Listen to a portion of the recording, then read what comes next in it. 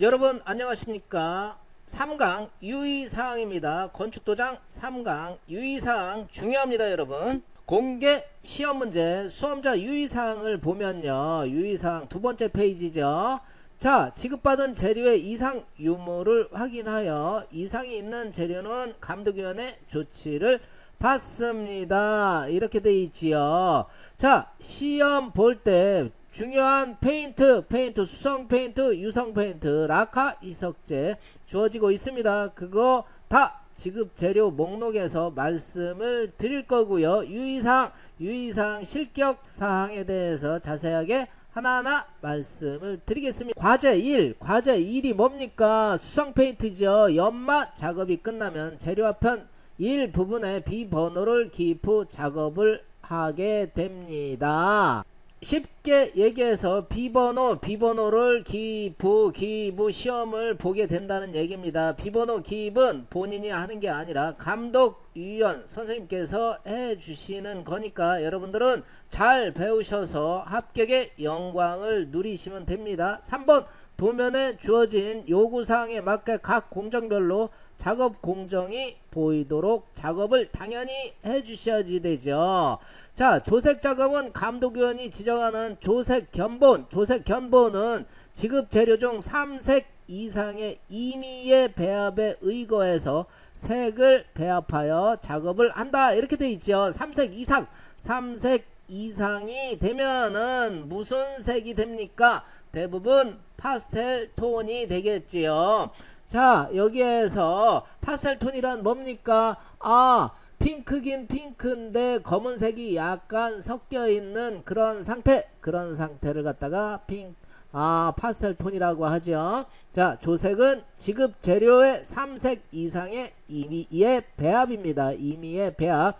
즉 조색제가 3가지 색 이상 들어가 있다는 겁니다. 수험자 유의사항 5번째, 모든 도장 작업은 잘못된 부분 복원 작업을 할 수가 없습니다. 복원 작업을 했을 경우 실격 처리가 됩니다. 합격 예감, 합격의 영광을 드립니다. 지급된 재료 이외 또는 타인의 도료 공고를 사용했다면 실격이 되고요. 그리고 도면의 치수에 맞게 별도 제작된 지그나 공고 등은 사용할 수가 없습니다. 수험자 유의사항 8번째, 도장 순서를 지키며 도장 과정이 누락되지 않도록 작업을 해 주셔야지 되고요. 재료의 경제성 평가가 있으니 도료는 손실이 없도록 지급 재료의 개인 사용량만 사용합니다. 이렇게 되어 있습니다. 아껴 쓰라는 얘기죠. 페인팅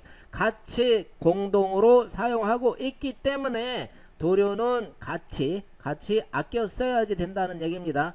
도장은 일정한 도막 두께, 평활도 등에 유지되도록 하며 붓자국, 얼룩, 주름, 흐름 등의 도장 결함이 발생하지 않도록 작업을 해 주셔야지 됩니다. 퍼티 작업은 바닥면이 보이지 않을 정도의 두께로 작업을 하게 됩니다. 퍼티 작업을 할 때 너무 두껍게 하면은 건조하는데 시간이 많이 걸리기 때문에 너무 두껍게 하실 필요는 없습니다. 자, 퍼티면 건조 작업이 끝나면은 퍼티 작업의 중간 채점을 받고 작업을 해야지 되는데, 여러분이 시험을 보실 때 채점위원 선생님들이 채점을 하게 됩니다. 이게 중간 채점이 되겠습니다. 13번 중요합니다. 퍼티 작업을 제외한 전 공정은 마스킹 테이프를 사용할 수가 없습니다. 여러분 아셨죠?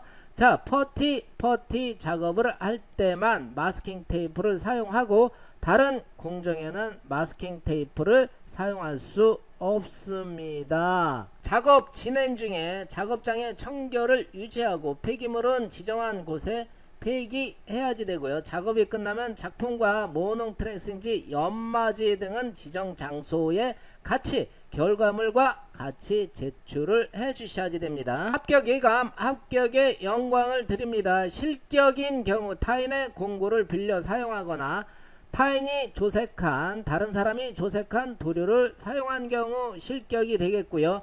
요구한 도장의 수를 초과하거나 미만으로 도장할 경우 두 번 칠하라 하면 두 번 칠해야지 되고요. 한 번 칠하라 하면은 한 번만 칠해 주시면 됩니다. 퍼티 작업 외에 테이프 등을 사용한 경우, 또 작업 중 잘못된 부분에 대해서 복원 작업을 실시한 경우, 이런 경우는 실격이 되겠습니다. 유의사항, 공정별 작업이 완료된 후 누락된 부분에 도장을 실시한 경우, 그리고 지급된 재료 이외 재료를 사용한 경우, 재사용한 경우, 시험 중 붙일 작업이 아닌 사유로 도료등에 흘린 부분이 7cm 이상이거나 흘린 부분이 7군데 이상, 흘린 부분의 개수의 총 길이가 7cm 이상인 경우, 7cm가 중요합니다. 흘린 부분이 7cm 이상인 경우 실격에 해당이 된다. 여러분, 하기 때문에 주의해서 도장을 해 주셔야지 됩니다. 시험 중 시설 장비 조작 또는 재료의 취급이 미숙하여 우회를 일으킬 경우에서 실격사항에 해당이 된다. 이렇게 알고 계시면 됩니다. 중요합니다. 여러분, 오작인 경우 조색 견본과 지정색과 색상이 다르다고 했을 경우에 오작이 됩니다. 색상, 여기 색상은 색의 명칭이 되겠지요. 색의 명칭이 틀릴 경우 오작이 되는 거고요.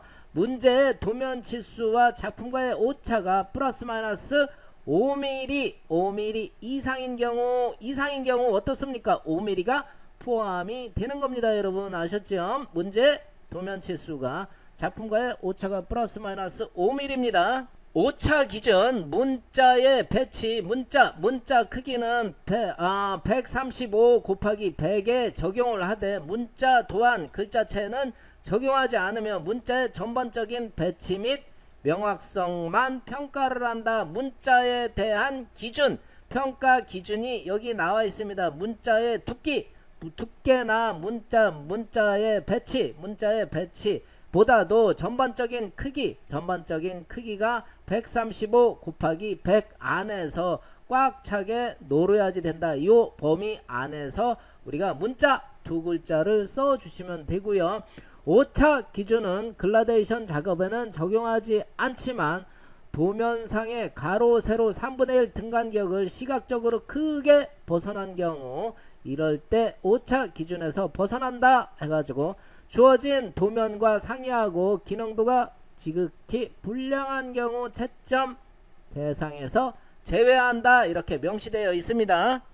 합격의 영광 안건설교육원, 여기에서 보시면요, 이 부분에 있어서 결과물을 제출을 해야지 되는데, 요구사항과 주의사항에 의거해서 이 부분은 수성페인트, 이 부분은 라카페인트, 문자 주어지는 6글자, 그리고 패턴 주어지는 4가지 글라데이션 도장만 하면은 여러분 합격의 영광을 누릴 수가 있습니다. 한국건설교육원 전주건축학원 2023년 건축도장, 다음 시간에 4강 도면의 해설에 중요합니다. 도면의 해설에서 뵙겠습니다. 여러분 감사합니다.